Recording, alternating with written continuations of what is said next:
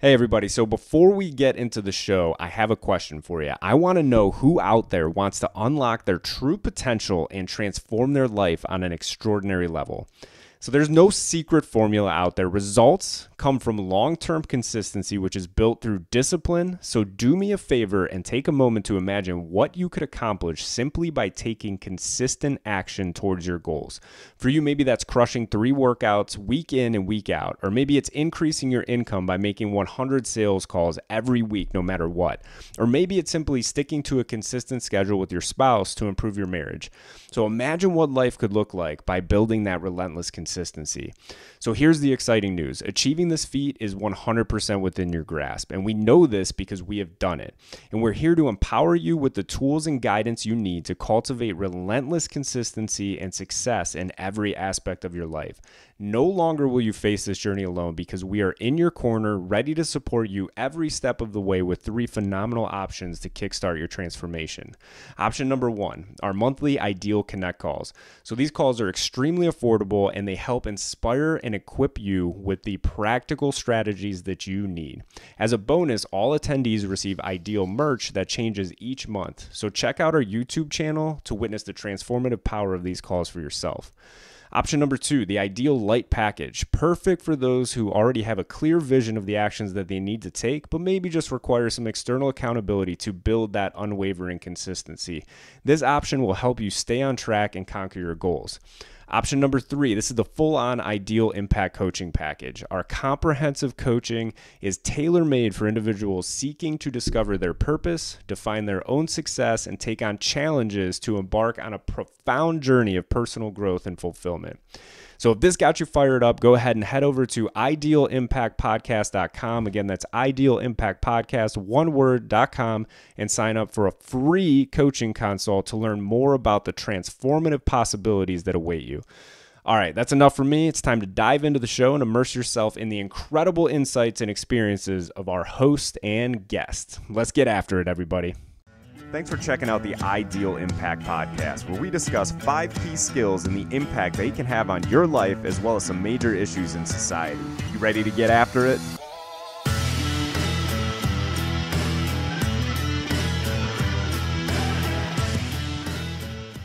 We're live.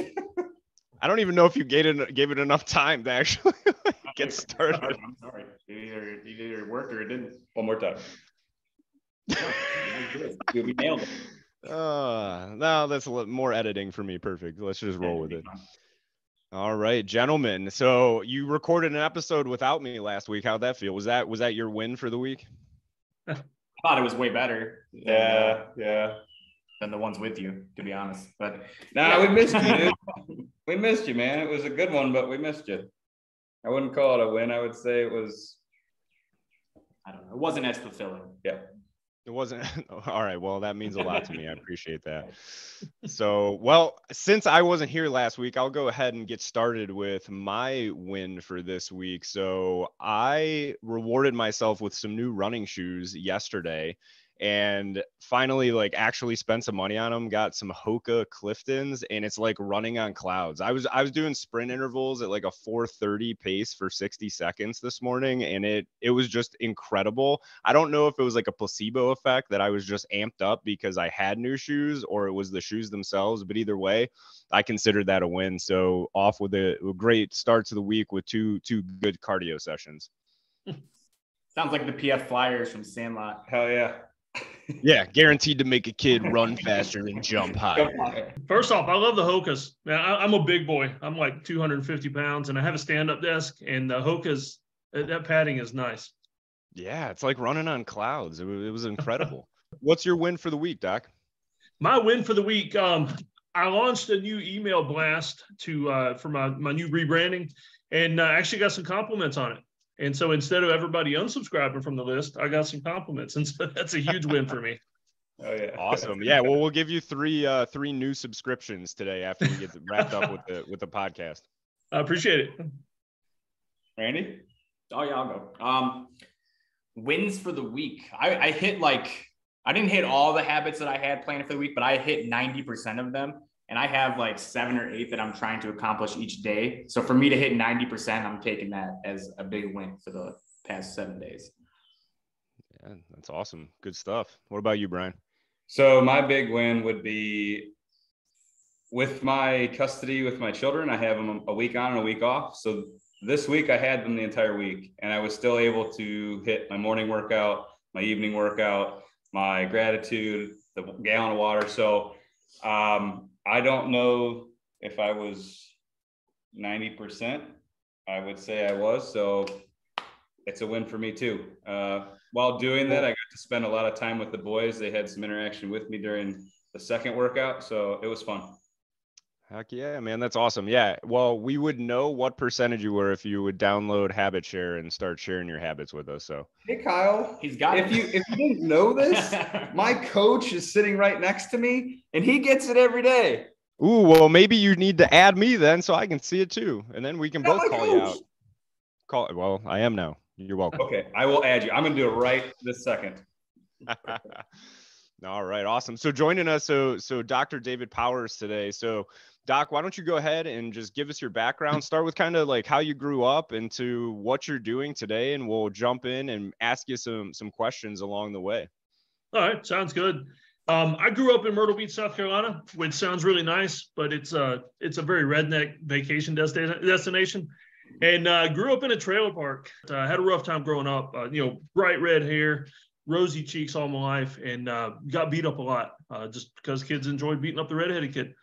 And that kind of led me down my progression of going into occupations where I learned how to hurt or kill people that were after me. So 17, I went in the Marine Corps. Yeah, I mean, you never know what's going to drive you, right? That. Right, for sure, for sure. Yeah, that's I started one way to martial arts early because I just got tired of getting beat up. And Marine Corps at 17, 4 years in the Marines. And then, to be honest with you, I got tired of the job I was in, amphibious assault. And so, I mean, it was fun when we were doing something, but how often do we hit a beach these days? And so, it was always just training, cleaning trucks. And so I went into the Army after that as a medic.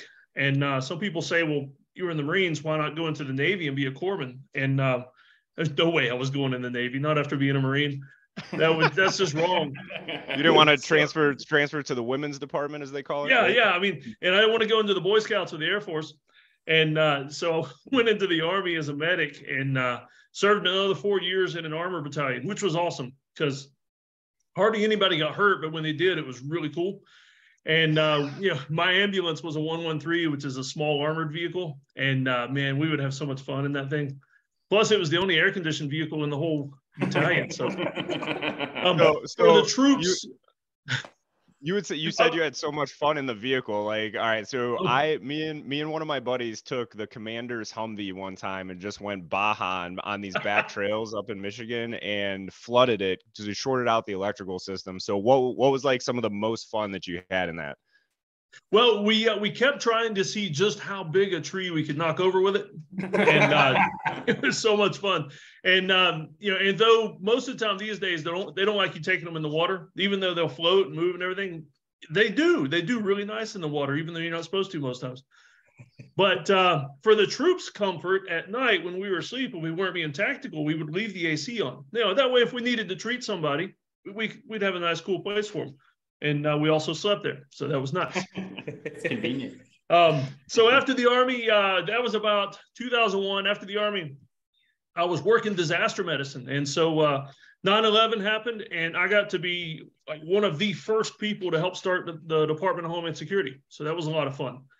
Back when it first started and before it kind of became the bloated bureaucratic mess that it is now, it was just fun. I mean, the early days when we were responding to Katrina and stuff like that, it was a blast. And, we would go set up field hospitals and disaster sites and treat people. And man, it's just loads of fun. And some of the most amazing experiences I've had there, were doing that versus the military, because I got to do my job.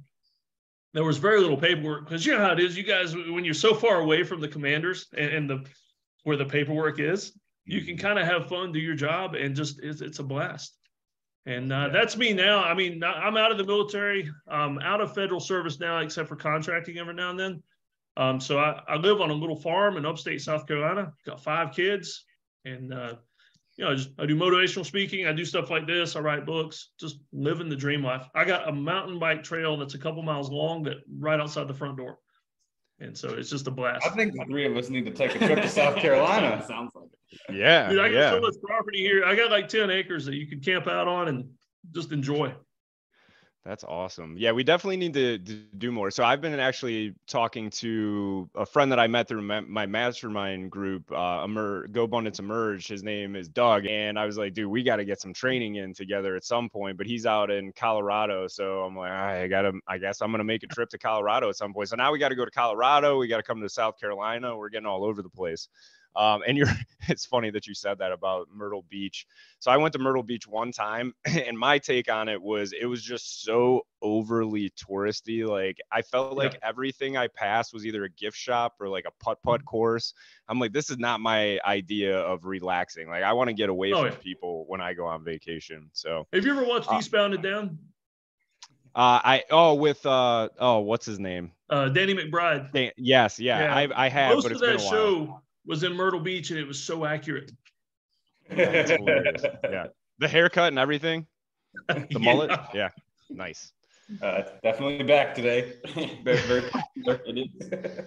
Yeah, unfortunately. But yeah, so one thing that you mentioned in there was martial arts training, Doc, and that's something that we have all participated in as well. Randy was a college wrestler, and we do jujitsu now. So what are some of the martial arts that you practiced? Maybe what were some of the key takeaways that you learned through them?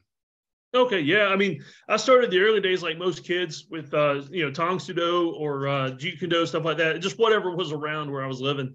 And I enjoyed it because it gave me an outlet to fight where I wasn't so dead set on trying to hurt somebody. A lot of anger in my early years because I just tired of getting beat up. And, so a lot of the fights I started in school before martial arts, I just wanted to hurt somebody or wanted to really get back at somebody that was being mean to me. So martial arts gave me a reason to get fit and a reason to learn how to fight that was just based on a challenge and being fun and helping the other person evolve as well. I mean, it's like jujitsu. I've not done jujitsu much, but I know that, unless you're just purely trying to win tournament style, it's a matter of getting in there and having fun with somebody and teaching each other.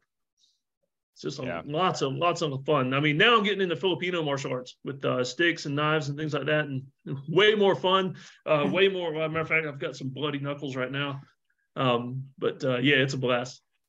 Yeah. So one of the biggest things that I've taken away from jujitsu, and it sounds like, from your experience in martial arts and Randy and Brian, I don't know about you guys, but is the emotional intelligence aspect. So when I first started, I did Taekwondo as a kid, but I quit in the 4th grade and, I really don't remember it much. So when I got back into it as an adult, it really tested my emotional intelligence going in there with the intent to just learn and to train and to help somebody get better. And it's important to keep your ego in check. And there are so many times, and Randy and I have talked about it on the show before, where I let my ego lead the way in that, regard. And I'm competing against somebody who's much smaller than me and getting my butt kicked.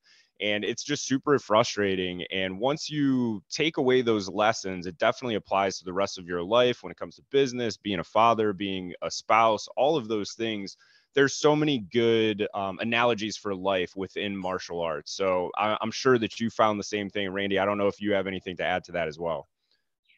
Yeah, just the analogy for life, like you were talking about. Like I'm 180 pounds, and when I have a 250-pound guy on top of me, like I can't just go crazy and get out there. I have to keep my emotions under control, which helps you in life in those situations where you're starting to get stressed out. And instead of me freaking out, now I'm able to stay calm and work through the situation.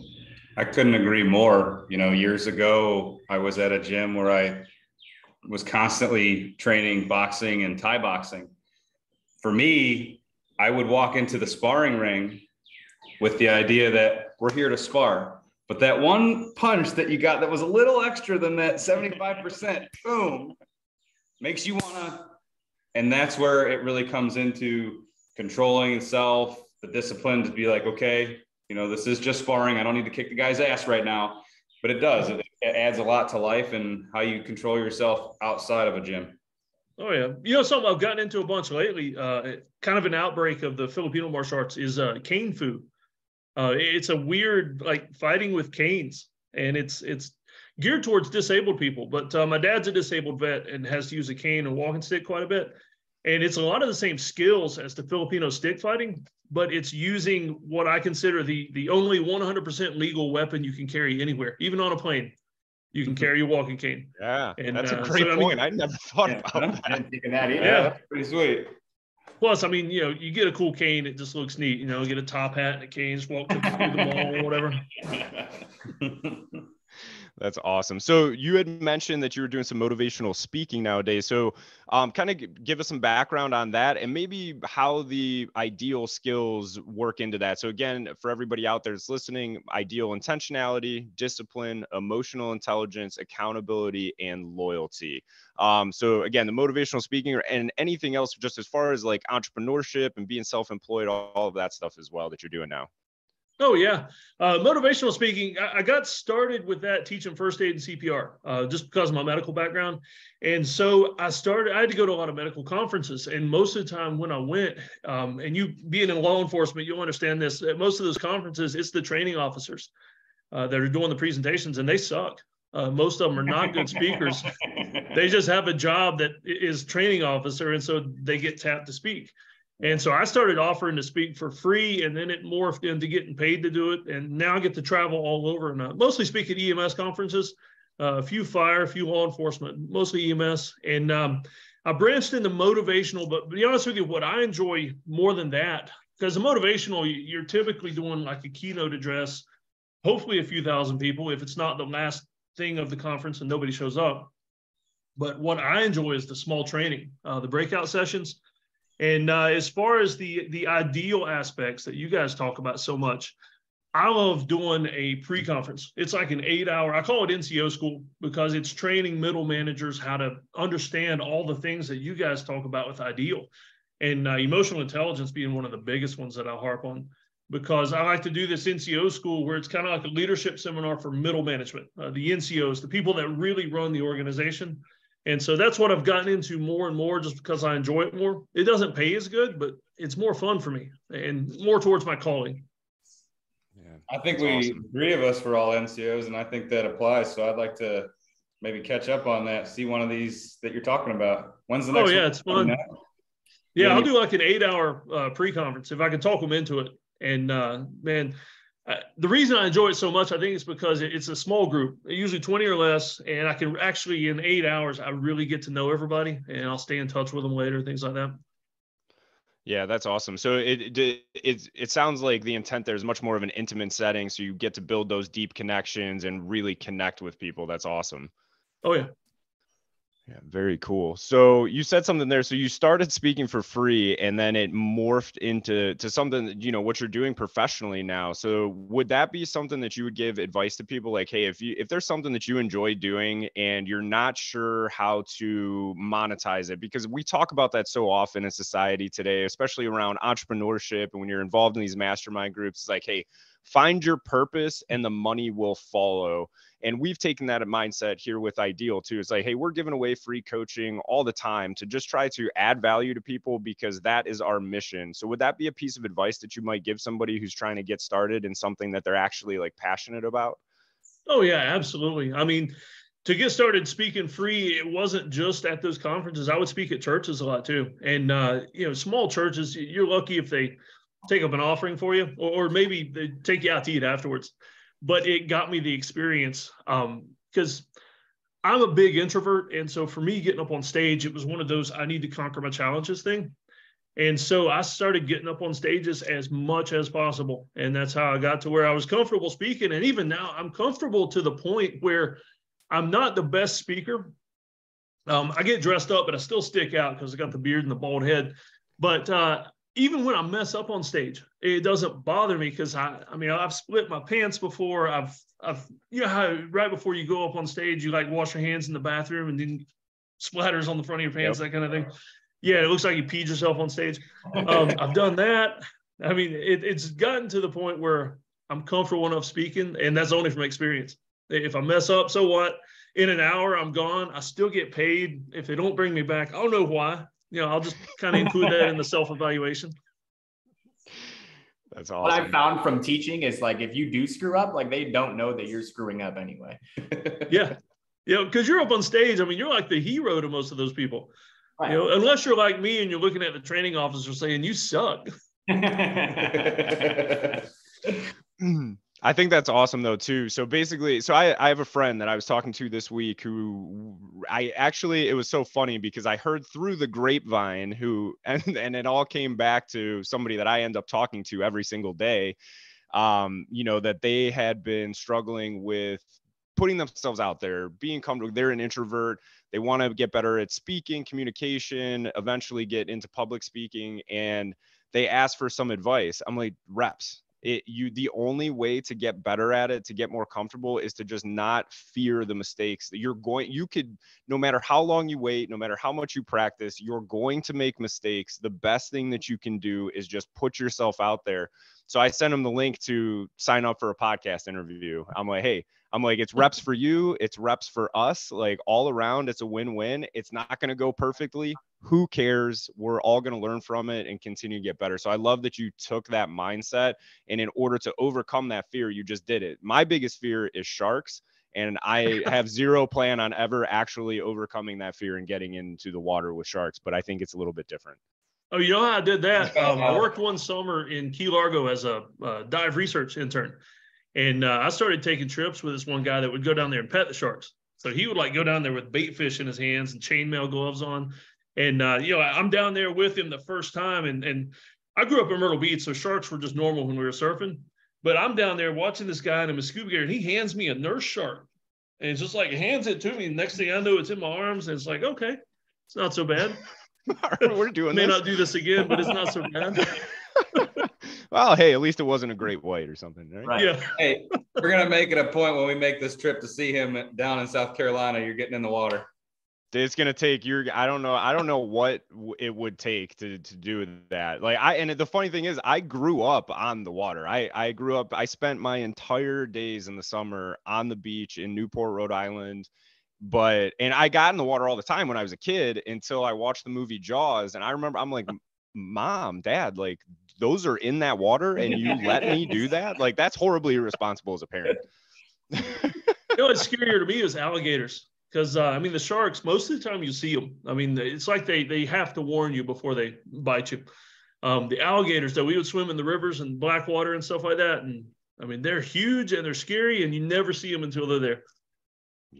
Yeah, I'm in Texas. Well, I'm not in Texas. Currently, right now, I'm in Mentor, Ohio. I'm back home. I'm in my parents' house. But my wife and I, she just got back into Houston this morning and I'm going back next week. But I saw somebody post in the local community page, they have an 8-foot gator in their pond right now. So I will not be going in the lake or the river or anything along those lines or any body of water whatsoever while I'm down there anymore. Mine is snakes, and I will not go near a snake. I don't care if it's a gardener snake or it doesn't matter what kind of snake it is. I'm not going near it. I have to agree with him. That I have a very embarrassing story about a garter snake that Oh, I have several. Yeah. it scared the shit out of me. And at the time, my little 5'4" wife picked the snake up and walked it away. Like I wasn't going to do it. Not a chance. I've always wanted to be one of those guys that would just go pick them up. No way. Yeah. I do. I don't know enough about snakes to know which ones are absolutely safe. I don't want to get bit by any of them. I got a buddy that I work with. I'm going to shout out to Johnny. Awesome dude. He's got all the reptiles, big ass turtles, snakes and stuff. He's tried to get me to hold him over and over and over again. And I just can't do it. So Johnny, you got balls, brass balls, man.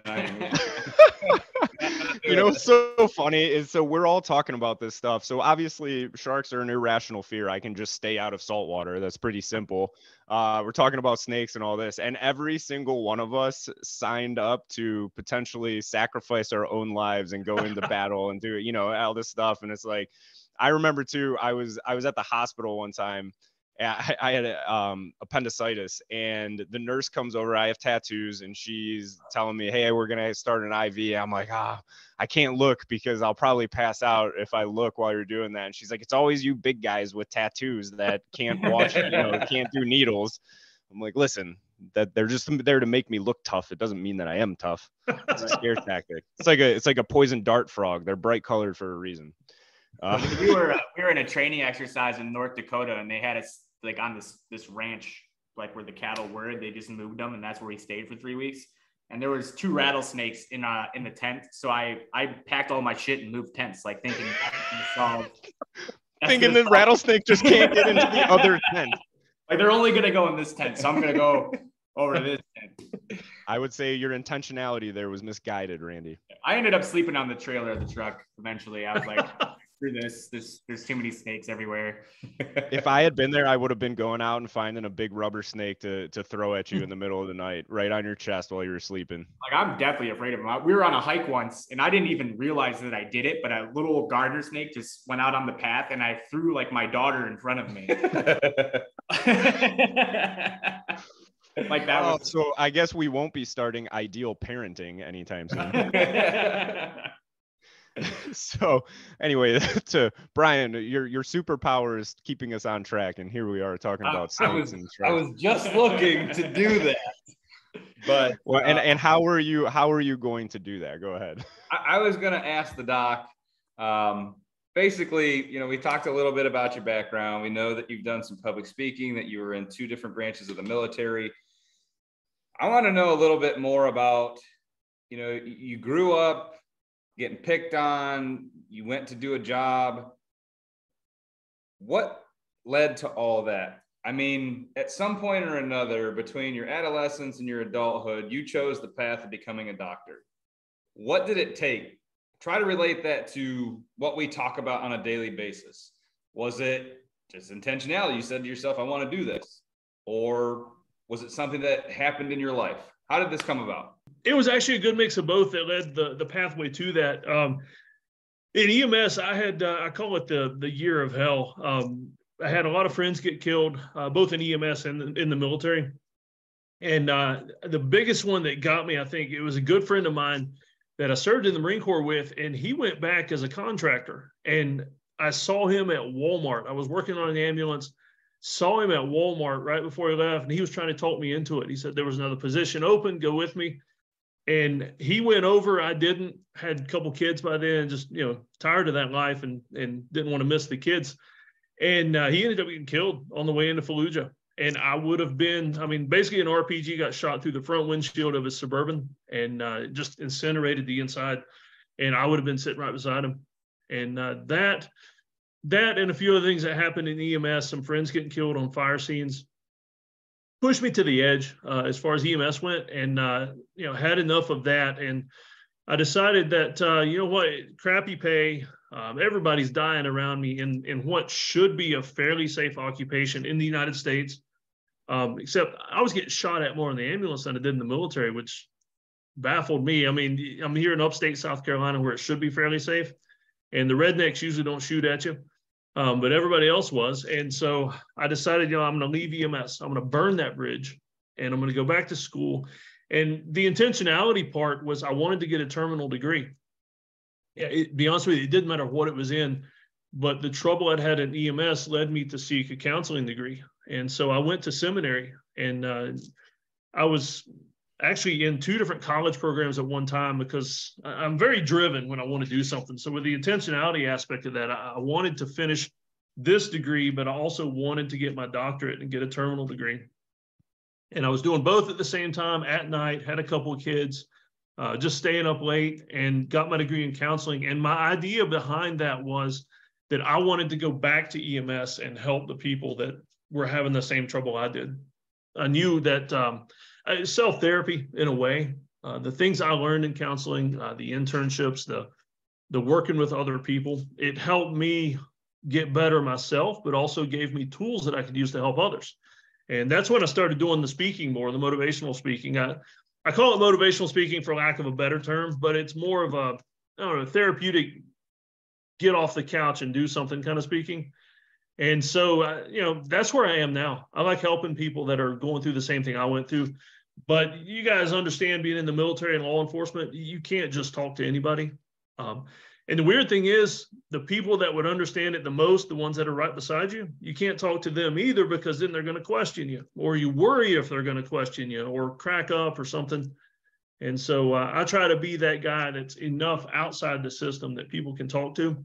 and that I can help them get a little bit better and keep serving. Or if it's time for them to get out, like, I just needed to get out. I was useless as a paramedic at that point because all I wanted to do was get in and out of a scene, be done as quick as possible. I got to the point where I was enjoying the trauma scenes more than the medical scenes, just because it was something I could do hands-on and actually fix. And so it was just a bad time for me. And so now I want to help the people that are having those troubles. Were you still working during this time? You said you were in 2 degree programs. I was in an associate's degree program, getting a paramedic degree, just to up my money.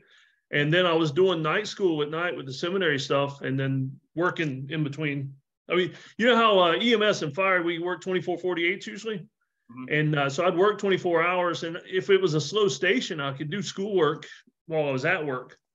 And then 48 hours off and, sleep as little as possible. But you also had 2 kids, I think, at that time. You're married, I'm assuming. You have other responsibilities. What did you do to balance it all? I didn't. It was rough. And matter of fact, kind of what was born out of that, I've got a lecture now, and it's called, My Wife Hates Me, My Kids Don't Know Me, and I Think I Have a Dog. That's the title of the lecture. And it's all about life balance. Yeah. That sounds interesting. I would like to see that. Yeah. And I think that was a good question, Brian, too, because I think that's one of the biggest things when I am talking to new clients or something. They often tell me, hey, time management is a big thing. And really what it comes down to, I'm like, hey, we all have 24 hours in the day. Regardless of what you do, how you cut it, you have 24 hours in the day. We spend about 8 hours of that sleeping. So now you're down to 16 hours. You can only do so much. And there are going to be many times in life where it is out of balance. It's a matter of keeping that in mind and eventually working towards getting it as close to balance as possible. But in reality, there is no such thing as completely balanced. But that's why it's just so important to be mindful of it and take actions to get back on track when you can. Oh, yeah. I mean, now I'm building my dream life now based on that, because, like, for one thing, I've given up a lot of income so I can spend more time with the kids. I've got a home office, constant interruptions. We homeschool too. So, I mean, they're here all the time. And we started out the morning. I've got my little kids in the weight room. I've got an old barn with a squat rack and some bench press, and even my little girl's doing bench press and everything. And I'm at home at lunch almost every single weekday, eating lunch with the kids. We have dinners together.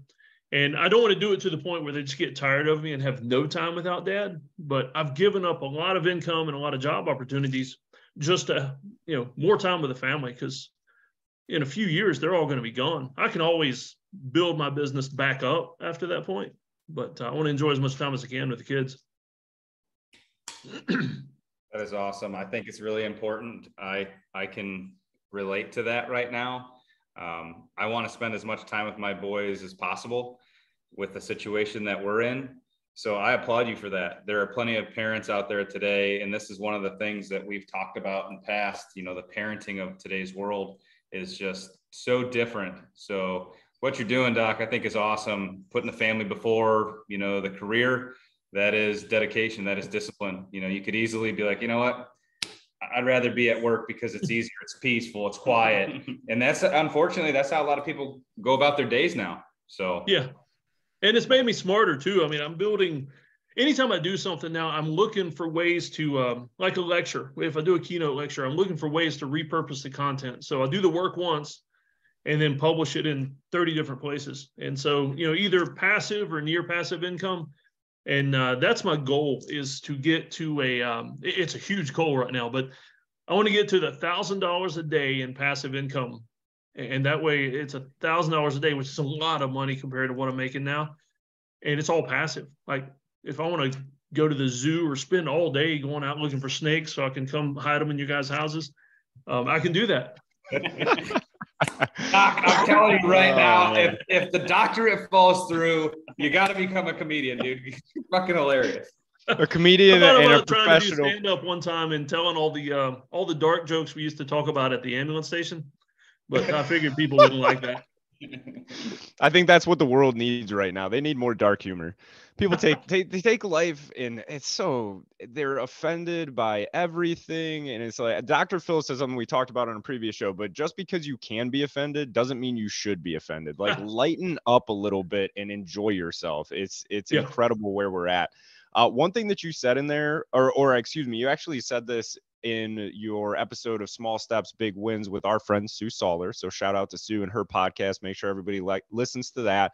But that you like to do dangerous things safely with your kids. So kind of what is the intent there? And does that tie into your philosophy around homeschooling at all as well? Oh, absolutely. And two things. First, I was talking with Sue yesterday about you guys. We go to church together. And so we were talking about you guys over that's coffee. Awesome. Yeah, I forgot. I didn't even know. I think she did mention that to me. That's awesome that you guys go to church together. Yeah. But that quote, I ripped it off from Jordan Peterson, so I have to give him credit.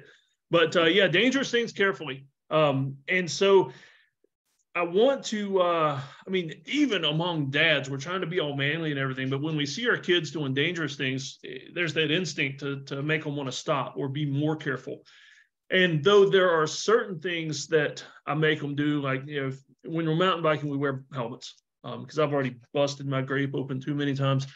And so we'll wear helmets when we're mountain biking, but I encourage them to just go do dangerous things and just be careful with it. If you're climbing a tree, I mean, kind of the thing with my kids climbing trees, or what we love is when we find a little valley and there's a dead tree across the valley and like a little bridge.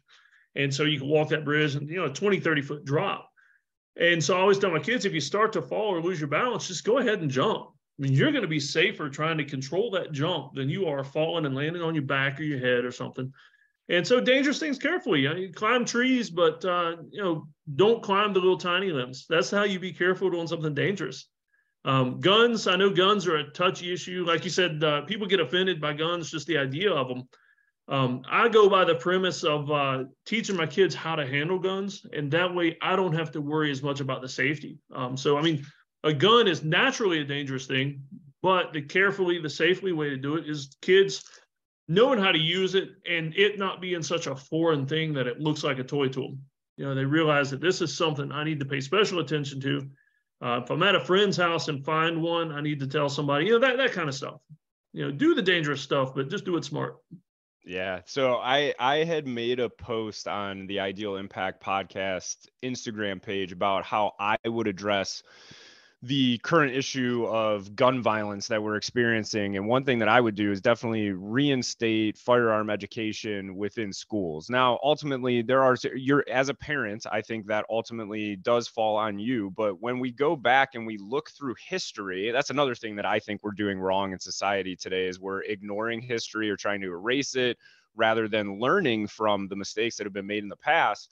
But if we do that, if you learn to respect something, whether it's the height of a tree or a firearm itself, if you learn to respect it and you learn and you understand that it is a dangerous thing that can be used in a responsible manner, can be scaled in a responsible manner, whatever it is that you're facing in life, then that ultimately kind of disarms that curiosity aspect.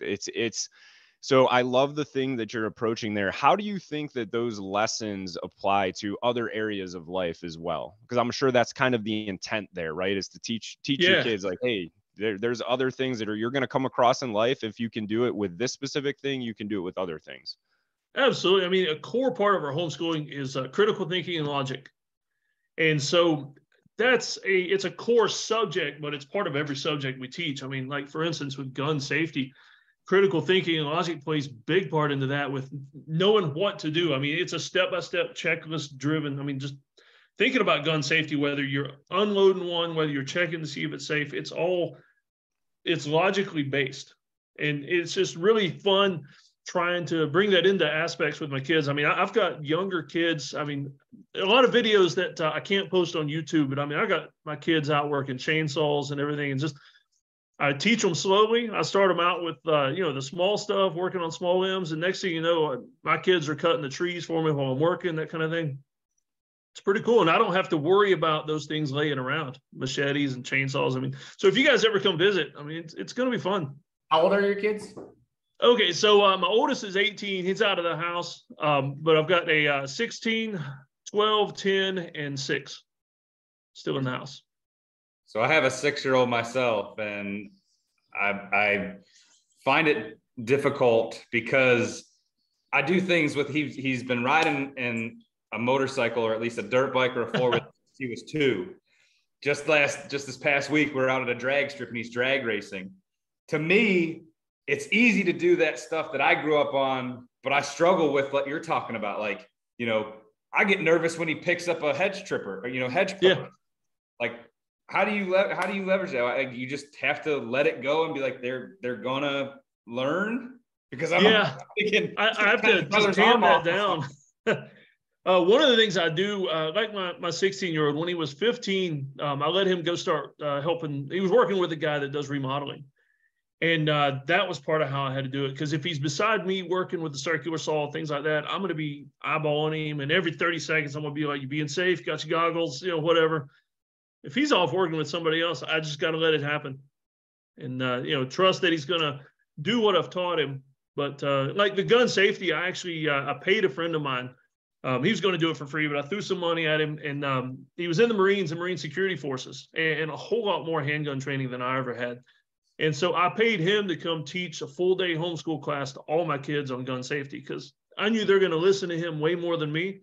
And so outside instructors, and then just pushing the kids out the door and, you know, go do dangerous things with somebody else for a while. And that way I can rest. I don't have to be so stressed out all the time. Yeah. And I think it's just, it's for me. So I don't have kids, but my dad, I grew up around firearm. My dad was in the Navy for 22 years. So he was in the women's department of the Marine Corps there, right? I wish I'd known that before I said something. No, you're good. We give each other shit all the time. So, but he was on the marksmanship team for the Navy. My grandmother was a marksman, my grandfather. So I grew up around firearms, but I had such a high level of respect for what that was, that I would never even fathom going and touching a firearm without my father around, or somebody who's responsible enough to handle it correctly.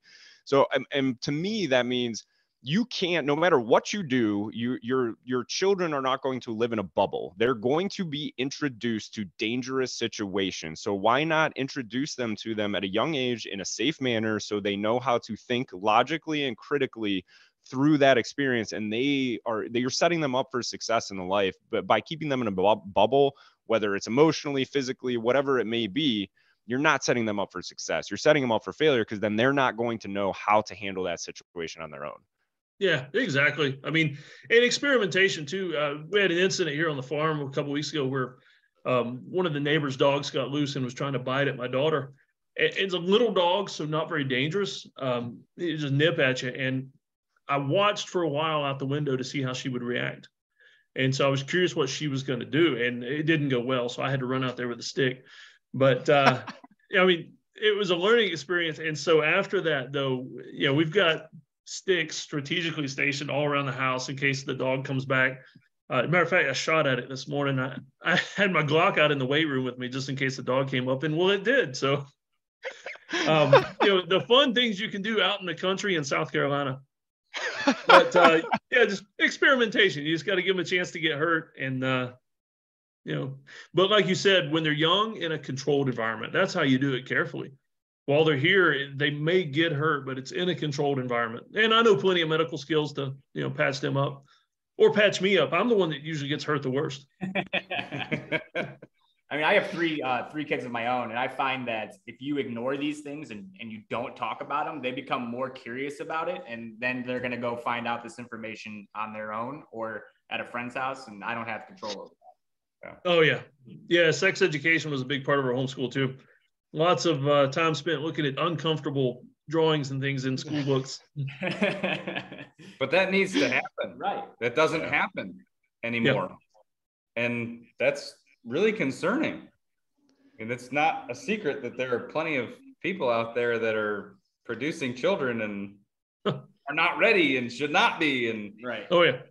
Well, I teach health and PE, and I used to teach high school health, and we would go over sex education, and the questions that I would get, like, they don't know. They don't know. Like, they're seeing stuff on videos and talking to their friends, and that's where they're getting their information from. And they think this stuff is true. Like, oh, I can't get her pregnant because we're in a hot tub. I'm like, well, well, and that's the thing is like, especially now with the kids having phones, and I mean, you're exposed to things, you know, pornography, whatever, sexual exploitation at such a young, impressionable age. It's like, you need to be, as a parent, as you know, well, we'll just leave it at that. As a parent, you need to be having those conversations, because there are so many external influences that, again, are out of your control. It's like, hey, I have to have this uncomfortable situation. I need to be emotionally intelligent enough. I need to hold myself accountable to have this expectation, because I owe it to my kids to set them up for success. Yeah, exactly. I mean, I've probably let my kids, I don't know, the Karens out there would not like some of the things I've let my kids watch. I mean, some of the movies, some of the ways I let my kids joke, and especially my 16-year-old, he's kind of hitting an age where he'll joke a little bit, or he'll send me videos from Instagram and stuff. And sometimes he'll push it too far, and I need to say, okay, yeah, so this was funny, but, you know, dial it back just a little bit, and let's don't watch this kind of stuff. But I mean, it's like you say, they're young, and it's in a controlled environment. And so that way I can kind of shepherd that and let them know when they do mess up and they need to go back a step. Well, and I love that you just said that, because I think it's great that your kids are comfortable enough sharing those things with you, and then absorbing the feedback that they're getting, because that's an amazing way to learn. Like, hey, like, there's a line, you probably crossed it a little bit, let's dial it back. So that's awesome. One other thing too, I wanted to go back to it. So you had mentioned, or in your background, that you were, and correct me if I misstate this, but a founding member of Homeland Security, correct? Yep. So could you explain just a little bit more about your experience there? And then I think after that, we'll get into wrapping it up with our 3 questions. Okay. Yeah, I mean, that was tremendously amazing for me, because I'm just a big nerd about things like that, heraldry and organizations and things. And so I was working for FEMA doing disaster medicine, and then 9/11 happened. And next thing you know, President Bush started up this whole new department. And I mean, like, you know, you've got the military, you've got everything else in this new department, the Department of Homeland Security. And so get to be a part of that from the beginning was really cool, because I got I've got a plaque somewhere back there behind my Chucky doll, but I got a neat little plaque saying I was a founding member, and a little pin and everything. And so not tremendous money value, but it's the kind of thing that you just don't see very often. I mean, how often is an entire department of the government stood up from nothing? And so because I was in FEMA, we got absorbed into that, and actually got to help write a lot of the protocols and the practices for disaster medicine. And so basically responding to any man-made events, responding to natural disasters, whether it's tornadoes, wildfires, hurricanes, things like that. I got to go to a couple of the G8 summits that were held here, and so got to be part of the Secret Service medical team there in case there was something that happened. And that was a lot of fun, because the resources that come to bear from all the different agencies. I mean, we all talk about how bloated the government is and all that kind of stuff, and how needless some of it is. But when we get to go out and play with all of our cool toys and do some fun stuff, I mean, it's just, that's the government at its best, when we're actually doing our job, we're doing something right and something that's needed and called for. And so, yeah, they rolled us into that. We got neat new uniforms. We got to be part of that. And the pay didn't go up. Oddly enough, the pay didn't go up at all. But it was still cool. The government didn't pay you more money? That's unheard of. Yeah. And, you know, nothing service related, right? That weird ringing in my ears, I'm wondering if it's you guys talking or if it's just the tinnitus. You know, you've had a lot of jobs and cool experiences. So I want to know, which one do you like? Which title do you like the most? Like, what's the most important one to you? As far as just pure title, combat medic, it sounds cool, because it makes people think that you're like, you know, attaching a tourniquet with one hand while you're firing away with an M16 with the other. And I was literally picturing the same thing, but maybe like a 240 Bravo with one hand, you know, instead of the M16. I'm one hand in the Mark 19 and just firing off and dragging somebody with the other out of a burning helicopter. And that's what reality was like. But no, that's the coolest title. But as far as the funnest job, it was disaster medic with Homeland, because For instance, Katrina, we went down there and we went south of New Orleans, and we took over an old high school that got flooded near some of the refineries, and we set up all these tents and everything on the football field. We were landing Blackhawks on the football field, and just thinking, wow, this, 2 weeks ago, this was a high school and there were kids out here playing football and stuff. And now here we are, we've got hundreds of patients coming in. We got wild packs of dogs roaming around, people with snake bites. Snakes were horrible after Katrina because they all got washed out of the swamp and they were in the houses and everything. And not only that, spiders too. I don't like spiders or scorpions. Like the way you guys feel about snakes, for me, it's spiders and scorpions. And they were everywhere, but we were doing our job. And, once again, we had air-conditioned tents because it was medical.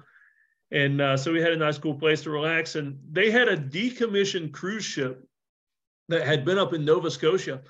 And they floated it down and parked it down there for us. And that's where we lived for a couple of weeks in an old, moldy cruise ship, which was actually kind of neat. That is awesome. Great. Yeah, that's one thing. So the South, I've learned about, we've seen scorpions, tarantulas. I saw a black widow for the first time, like out in the wild last week. So yeah, I'm good on spiders for sure. That's awesome. So yeah, thanks for sharing all of that with us. I want to show you something really cool. Yeah, go for it. I thought the badass hatchet, the baseball bat with barbed wire, and all that other shit was pretty cool.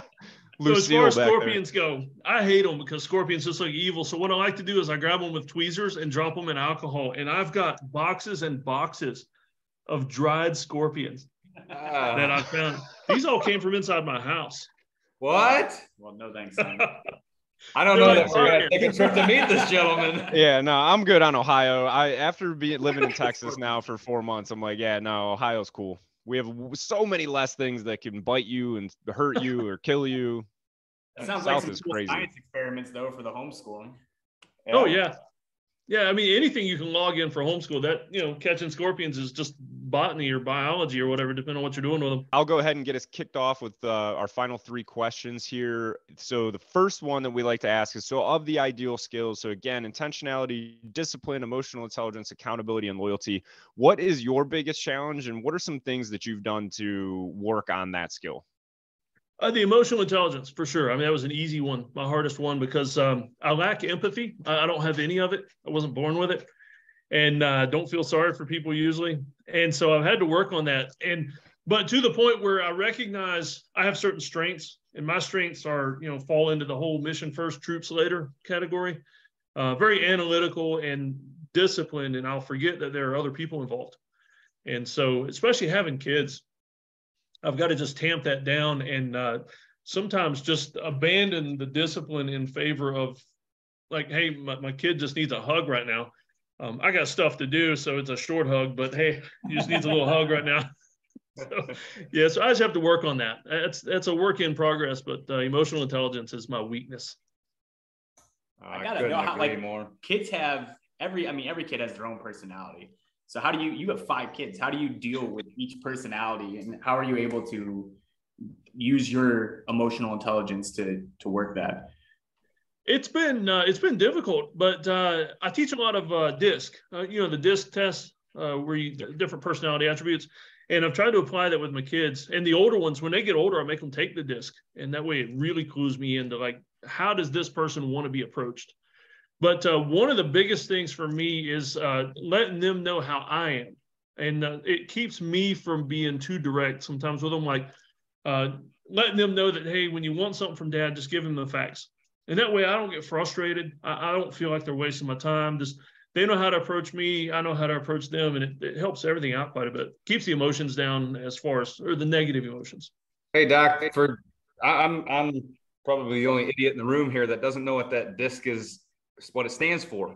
This might be something for our listeners that could help all of us improve our emotional intelligence. Can you elaborate on that? What is the DISC test? Oh, yeah, absolutely. So you got DISC. So the D is like a dominant, domineering, the alpha kind of person that just very direct, more self-centered. I mean, you can have the positive and negative aspect of each. So the I is more of what you'd consider the cheerleader type, which for me being a heavy CD, I hate the I's. Like you get somebody around me that's like constantly bubbly and it sounds very feminine when I say cheerleader, but there are a lot of enthusiastic guys that are just always happy, always wanting to play around, things like that. And that wears me out. And so that's the I, the DI. The S is stable. The vast majority of people are S's. They're stable. They try to get along. For the most part, they'll do their job. You just leave them alone and they go off and do their thing.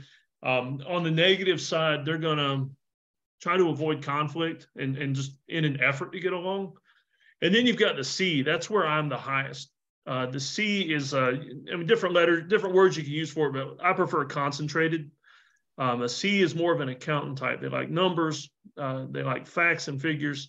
And so just for instance, me being such a heavy C, if somebody's wanting something from me or wanting to talk to me, don't tell me a whole story. Just give me the bullet points. That's all I want. I really don't care about any of the other stuff. And so that's where, sometimes the lack of empathy comes in, is I have to listen to the stories sometimes. And so realizing that my kids are these other letter categories really helps me. Gotcha. I don't know if you caught it. I said, how pissed were you through hearing all of our stories at the start of this?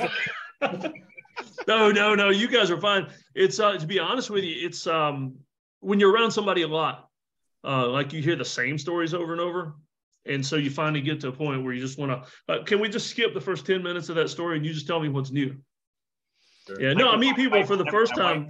My wife, whenever she tells a story, like she'll be like, oh, guess what happened to me today? And then she'll go into like a 40-minute speech on things that like led up to that point. And I'm like, just get to the point of the story. Yep. I have that problem myself. I'm a storyteller. Kyle? Callie, dude, Callie's worse than I am. I love her to death, but I'm like, all right, when you tell me this, tell the Kyle version. Don't tell the Callie version. I'm like, how was your day? Oh, it was pretty good. Like I got a lot of rest. I got some stuff done. That was great. Or like, well, this morning at 8:03 a.m., I hit snooze twice, and then I got out of bed, and I'm like, Callie, I'm like, geez, Murphy. It makes you just want to pull out the knife hand and just, tell me the facts. Yeah. So it's funny too, because my wife was an E4. So I was an E6 and she was an E4. So I sometimes I'll call her specialist by her maiden specialist with her maiden name, and she does not like that. Getting us back on track, Doc. Next question. Next question is going to be, we always ask our listeners about a book, a specific book, or perhaps a specific podcast that you've read or listened to recently, or even in your past, that has really made an impact on you. If you have one, can you share it with us? He's got it right there. Oh, yeah. What is it? I pulled it out. It's The Big Leap by Gay Hendricks. It's not a brand new book. It's been out for a few years. But I read this book last year as part of a mastermind, and it's all about upper limit challenges. Realizing where you've hit an upper limit challenge and that's keeping you from progressing more. And upper limit challenges are kind of those points you hit where you start to self-sabotage. And like me sending out that email blast last week that went really well, I could have easily said to myself, I've sent out email blasts before and they didn't work. It's not fun for me to do. I'm just going to skip it. I'm not going to try this. That's an upper limit challenge. I moved past it because it needed to be done. And lo and behold, it ended up working out really well. And so this book, I read it. I went through a book club thing with my mastermind, but not only that, I read it at lunch with the kids. We always read and do a devotional before we eat. And so we read through this book as a family. And it's crazy. My kids will be watching TV with me at night, and a character on TV will do something stupid, usually drama or relationship stuff. And my kids will point at the TV and they'll say, they're hitting an upper limit challenge. They need to move past that. So it's amazing what the kids will pick up. Well, I'm going to tell you that I probably need to read that book because I've been faced with some upper limit challenges recently and I've not navigated it well. So I appreciate you sharing that with us. It's something I'm going to look into. Yeah, I think we all need to read that one for sure. Because we're running into upper limit challenges every day with starting a new business and everything that everybody has going on with their families. So yeah, that is amazing. I had not heard that book before. So thanks for sharing that with us. Yeah, and it actually teaches you also to lean more towards your strengths. Like I know I need to be careful with emotional intelligence, but God gave me strengths for a reason. not to tamp them down, but I mean, that's the calling I'm supposed to put out into the world, is the strengths that I've been given. I feel like a lot of people focus on their weaknesses too much. Like, yes, you want to make those better, but that you can't forget about the strengths. Like, why would you downplay your strengths and only focus on the weaknesses? Yeah, exactly. I guess I got the last question. I was going to say, who's going to ask All it? right, that's me. So if you could give any piece of advice to our listeners, what advice would you give? Look for an adventure every day. And adventure, I really loosely define adventure.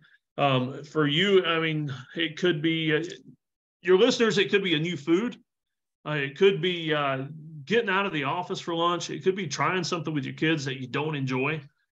Just something that is new and different. That's how I define adventure. And I try to look for a new one every single day. Like today, the adventure I've got planned is HIIT workouts, the HIIT workouts. I hate cardio. And you talked about running shoes. I love the Hokas, but I hate running. And so today my adventure is I'm going to do a HIIT workout for my afternoon workout. And so that's my little adventure that I'm going to detest, but I may lose some weight and work out and I may love it. Who knows? Hell yeah. Well, when we come visit you or you come visit us, either way, we'll put you through a good HIIT workout, because that's something that we do regularly now. And as we've, Randy and I especially, we're very big on just lifting heavy for a very long time. And as we've gotten older, we're like, this is really stupid. We should probably do something like a little bit more overall beneficial to us as we get a little bit older and everything. And so that's really what we've been leaning into. I would tell you, it is something different when you're out there doing one of those workouts, when the heat index is like 113, 115, and like it has been in Texas when we were back home. And I was like, this is incredibly stupid and potentially dangerous. So that cranks it up a notch. But yeah, thanks for sharing that. The advice, I love that advice. That is awesome. Something that I've been doing is the Build Your Life Resume Calendar by Jesse Itzler. I'm not sure how he pronounces it. Love honestly. That guy. That book he did with David Goggins was amazing. It was hilarious. Yeah, so good. It's such a good read. But he has this big calendar where you basically like plan your whole year out from a life perspective, like date nights with your wife or trying something new every other month. Yeah, there you go. Big wall calendar. Yeah. I normally have it hanging up behind me, but I'm back home right now. But yeah, something like that, just doing something new, something small every single day. It's like we forget to live. We're so focused on just going through the day-to-day monotony of being an adult that we forget to do those small things that keep life interesting. So thanks for that advice there. And then where can our listeners either follow you on social media, get some of your content, and also subscribe to your email list? Like how can they do that? Checkforapulse.com. So just like, CPR, just check for a pulse. That's me. They can find the newsletter. You go on Instagram and TikTok. I mean, I got videos on there, me and the kids doing weird stuff here on the farm. That's awesome. Cool. Awesome. Well, yeah, thanks for everything, especially for your time. Thank you for your service in so many ways, the Army, the Marine Corps, EMS, Homeland Security. That is all fantastic. We appreciate that greatly. Anything to add before we, first, one thing that I want to add, and hope I'm going to make sure that he listens to this episode. So one of my very good friends, his name is Sean Powers, and it's like looking at Sean. I was going to say that, dude. I was going to ask, is that Sean's dad? I mean, dead serious. You have to see Sean, because you guys are spitting images of each other. Big red beard. I mean, eye color, everything. And before he knows it, Sean, again, you're going to listen to this. You need to adopt the bald life. You need to do it, buddy. You got to adopt it. Except for that crease right there. That's where I got hurt. Yeah, I got a big lump in my head, like in my skull. Like I just have a huge bone that sticks out up there. Yeah, shut up, Brian. I'm sorry, boys. I can't do it. One day we're gonna hold Brian down and shave his head. He did that to me before I went to basic training. He kind of did. That's awesome. Randy, Brian, anything else to add? So I just want to thank you for coming on and sharing your story with us. It's been inspiring. You've made me want to go out and try something new and adventurous today. So I appreciate that. Likewise, Doc. I think it was awesome. I think you captivated me. I think your humor, your stories. I think what you're doing with the public speaking and stuff is amazing. I'm serious when I say I hope maybe we can check one of those 8-hour things out, but keep doing what you're doing, man. You're changing lives, and I think it's awesome. Yeah. And just one last thing to add, and the screwdriver. I've got a screwdriver frame back there. Bring me on another time, and I'll tell you the story about that. Somebody tried to kill me with that. Somebody tried to kill me with that screwdriver, and I framed it. Nice. But so that's a good story for another time. But this morning, working out, we were talking about getting old, and the military has ruined all our joints. I started experimenting with time under tension workouts instead of heavy weight, and I enjoyed it. I see you got a 45 on each side of that bar back there, and that's what I was benching this morning, which is pretty light for me, but I was doing the time under tension, and like 10 seconds up, 10 seconds down is a quicker workout, but it wore me out. It makes it a lot harder. Oh, yeah. My days of going hard or hard and heavy are over. Like, my joints can't take it. So I do a lot of time under tension, and I change stuff up. I haven't figured that out yet because I'm actually training to do a bodybuilding competition, and I'm not really taking it that easy. You're going to regret it, Brian. I'm training for a 10-mile. I'm not going to regret it because I'm going to complete my goal by competing. And then when I'm done, then we'll make some modifications. Well, how's it going? Because, I mean, that like begs for a reveal. Take it off, Brian. Let's see we'll give a flex, but that's about it. Girl, you got your competition thong yet? I will not be wearing a thong. I'm going to do classic physique, so it's going to be like a pair of men's boxer briefs. So you're not training legs, is what you're saying. Got it. No, that is legs. You just don't. Your legs are still judged. You just don't wear the banana hammock. That's all. Right. Oh, what's the one where they wear the board shorts and they don't do like. Oh, okay, got it. I don't know the bodybuilding stuff. One thing. Oh shoot, that reminded me of something, and now I can't remember what it was. But either way, I think the banana hammock. Yeah. Well, no, the banana hammock got me sidetracked because I was thinking about Brian in a banana hammock, and then I got off topic. Brian, but yeah, awesome. His second week of training right now. This is I had started a few months back and ran into some really, really difficult time, and I put that on hold. I needed to focus on my kids and some other stuff. So I'm 2 weeks in. My coach is sitting next to me, the workouts, all that stuff, the motivation, when from him, it is important, but we'll give you, I'll send you a follow-up here in the next couple of weeks or a month or so. Awesome. Well, thanks again for the time. Randy, we'll turn it over to you for our patented send-off. Bye. Hey everybody, if you liked what you heard today, please check us out on Instagram, Facebook, LinkedIn, and Twitter. And don't forget to head to Eventbrite and grab one of the 10 tickets available for our monthly Ideal Connect call. Then when you're ready to take the next step, message us on any of our social media pages to book a free coaching consultation call to see how we can help you start living your own ideal life. Thanks again for all of your love and support, and always remember, you have everything you need to achieve success. It's just a matter of believing.